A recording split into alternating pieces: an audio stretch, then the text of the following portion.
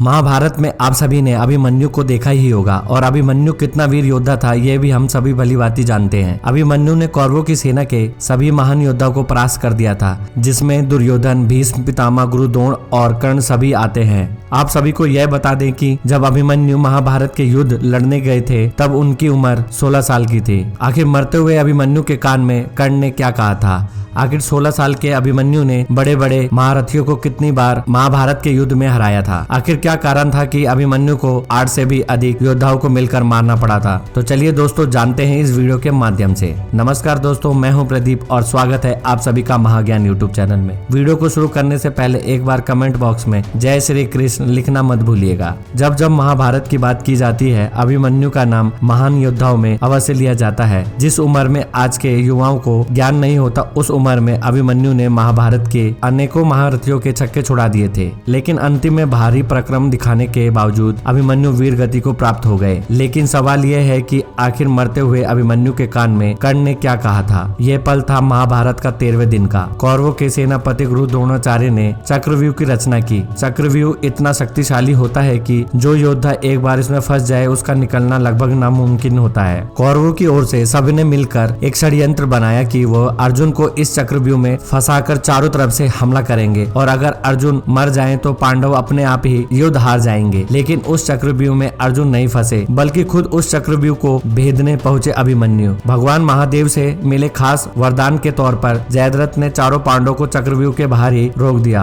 और उस चक्रव्यूह में प्रवेश किया अभिमन्यु ने। जैसा कि हम सभी जानते हैं कि अभिमन्यु ने सुभद्रा के गर्भ में ही चक्रव्यूह के अंदर प्रवेश करना सीख लिया था और उन्होंने इसी का फायदा उठाया और वह चक्रव्यूह में प्रवेश कर गए। उन्होंने न केवल सिर्फ गुरु द्रोणाचार्य बल्कि कार्तिक वर्मा, कृपालचार्य, कर्ण, दुर्योधन सभी को परास्त कर दिया था। चक्रव्यूह में घुसते ही उन्होंने हाहाकार मचा दिया। उन्होंने गुरु द्रोणाचार्य के धनुष को काट दिया। देखते ही देखते कर्ण के ऊपर 8, कृतिवर्मा के ऊपर 5 और शकुनि के ऊपर 12 बाण मारे। यहाँ तक कि दुर्योधन, दुशासन और कृपाचार्य ने जब अभिमन्यु को देखा तो उनकी हिम्मत नहीं हुई कि वो अभिमन्यु का सामना कर सके। इसी बीच दुर्योधन के पुत्र लक्ष्मण और अभिमन्यु का भी युद्ध हुआ, जहां अभिमन्यु ने एक ही तीर से लक्ष्मण के सिर को धड़ से अलग कर दिया। देखते ही देखते दुर्योधन क्रोधित हो उठा और उसने कर्ण से गुजारिश की कि सूर्य अस्त्र होने से पहले ही इस बालक को हमें मिलकर मारना होगा। अभिमन्यु ही अकेला एक ऐसा योद्धा था जिसने 9 से 10 योद्धाओं को एक साथ परास्त किया था। जब द्रोणाचार्य को इसके बारे में एहसास हुआ तब उन्होंने कर्ण से यह कहा कि इस बालक के धनुष को हमें छुड़ाना होगा। अगर इस बालक के हाथ में धनुष रहा तो सूर्यास्त होने से पहले ही पूरी कौरवों सेना का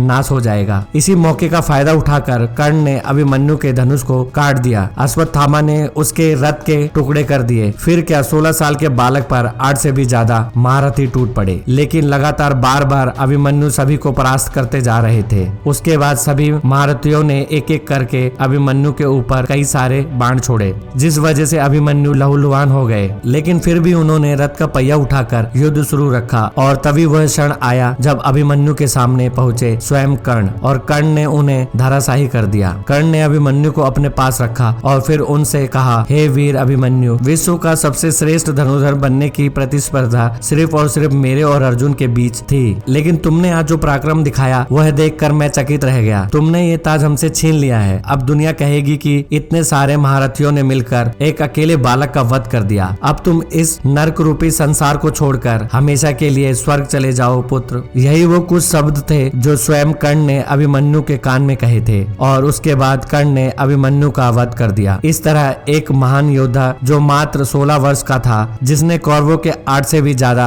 महारथियों को धूल चटाई थी, वो अब स्वर्ग की ओर प्रस्थान कर रहा था। मैं आशा करता हूँ कि इस वीडियो के माध्यम से आप सभी को बहुत कुछ जानकारी मिली होगी। दोस्तों, इस घटना को लेकर आपको क्या कहना है हमें कमेंट करके जरूर बताइएगा और अगर वीडियो पसंद आए तो वीडियो को लाइक, शेयर और चैनल को सब्सक्राइब करके बेल आइकन को प्रेस करना मत भूलिएगा। जल्दी मिलते एक नए वीडियो के साथ, तब तक के लिए बाय, टेक केयर।